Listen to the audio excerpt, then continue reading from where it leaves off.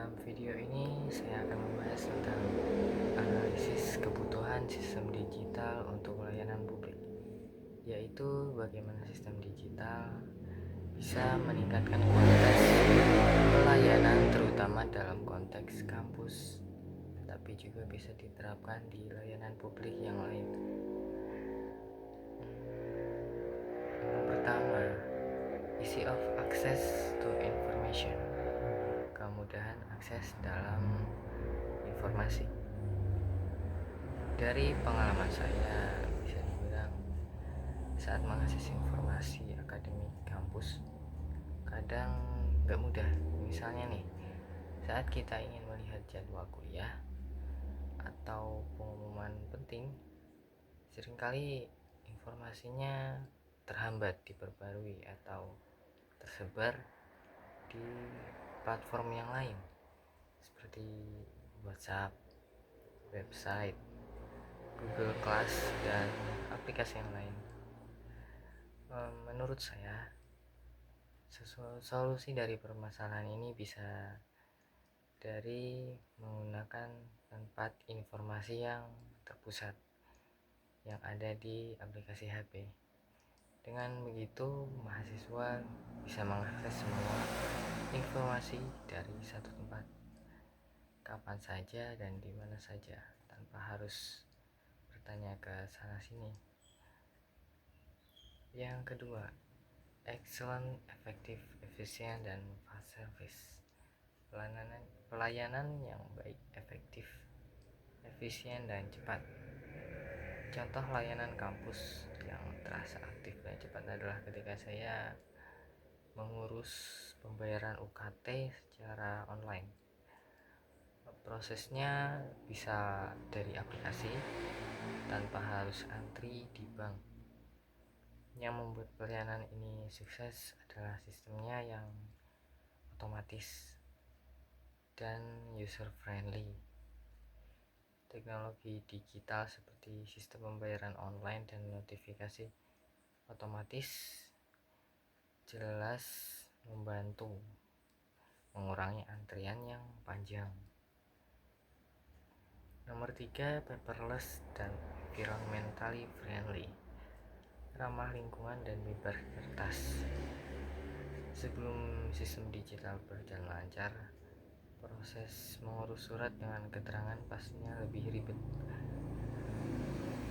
Harus dengan print, isi manual, dan tanda tangan bolak-balik. Agar lebih efisien gitu dan ramah lingkungan, sistem beralih ke e-form dan e-signature, bisa dibilang secara digital ya. Jadi mahasiswa cukup mengisi dokumen secara online, bukan cuma hemat kertas tapi juga hemat waktu, tenaga. Nomor 4, Human Resource with ICT Competency, yaitu SDM yang paham teknologi. Saya pernah berurusan dengan petugas kampus yang sangat paham sistem digital, jadi bisa membantu mahasiswa dengan cepat gitu. Tapi ada juga yang masih kesulitan menggunakan platform online, bahkan ada yang belum bisa membuka PDF. Menurut saya penting sekali untuk memiliki SDM yang kompeten di bidang ICT atau yang paham teknologi, karena mereka yang akan menjadi penghubung utama di sistem dan mahasiswa.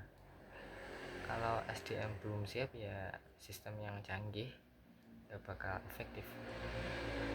Tentu dengan meningkatkan SDM yang paham ICT perlu pelatihan rutin dan pembiasaan. Nomor 5, adequate infrastruktur, yaitu infrastruktur yang memadai. Dalam pengalaman saya, jaringan internet yang stabil dan komputer yang memadai sangat berpengaruh saat mengakses layanan. Misalnya saat pendaftaran ulang atau jaringan lambat, atau juga komputernya error, bisa membuat antrian jadi panjang. Jadi infrastruktur dasar seperti internet cepat, perangkat yang memadai, serta server yang stabil adalah syarat biar layanan digital berjalan baik. Tanpa itu sistem bakal jadi lambat dan membingungkan penggunanya. Nomor 6, superstruktur support dari government, dukungan dari pemerintah.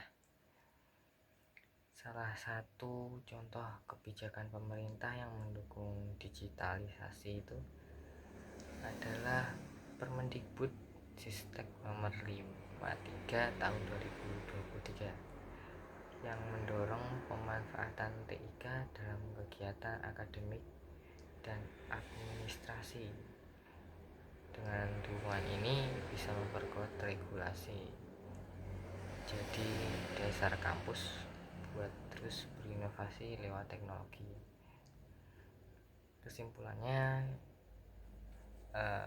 kebutuhan akan sistem digital akan dalam layanan publik itu bukan hanya soal teknologi, tapi juga soal kesiapan semua elemen dari SDM, infrastruktur, hingga dukungan kebijakan pemerintah dengan perencanaan yang tepat. Sekian, terima kasih.